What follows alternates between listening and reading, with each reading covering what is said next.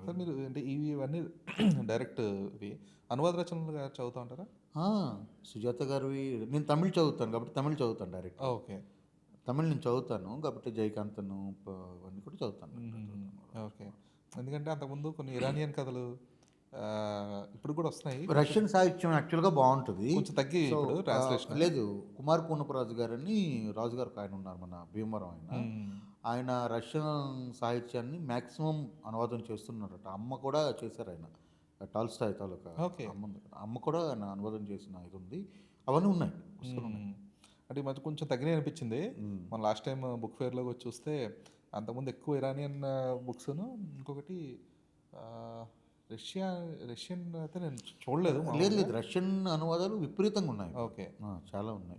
అంటే నేను లిస్ట్ స్టార్స్‌లో లేవు గానీ మామూలుగా ఇరానియన్ రచనలు ఇంతకుముందు చాలా బాగా వచ్చేవి. చిట్టి కథలని చెప్పేసి అవును. చాలా చిన్నవి భలే అవును. వచ్చేవి. అవును. ఇప్పుడే కొంచెం బాగా తగ్గిపోయినాయి. అవి కొంచెం అంటే అదేదో కంప్లీట్‌గా ఒక బుక్ చదువుతున్న ఫీల్ కాకుండా ఒక ఆదివారం పుస్తకంలో చదివిన ఒక చిన్న కథలు లాంటివి ఉండేవన్నమాట. బాగుండేవి. అంటే అరే! ఇంత చిన్న చాలా చిన్న నీతి కథలా ఉండేది. బాగుండేవి. కొంచెం ఇప్పుడు అవి తగ్గిపోయాయి. మేబీ ఎవరు పబ్లిష్ చేయట్లేదేమో మరి. ట్రూ. ట్రూ. అందుకే అడిగింది పబ్లికేషన్. పబ్లికేషన్ అనేది చాలా చిత్తశుద్ధితో చేయాలండి. చాలా డెడికేషన్ ఉండాలి. అంత టైం పెట్టాలి. అది చేయలేం.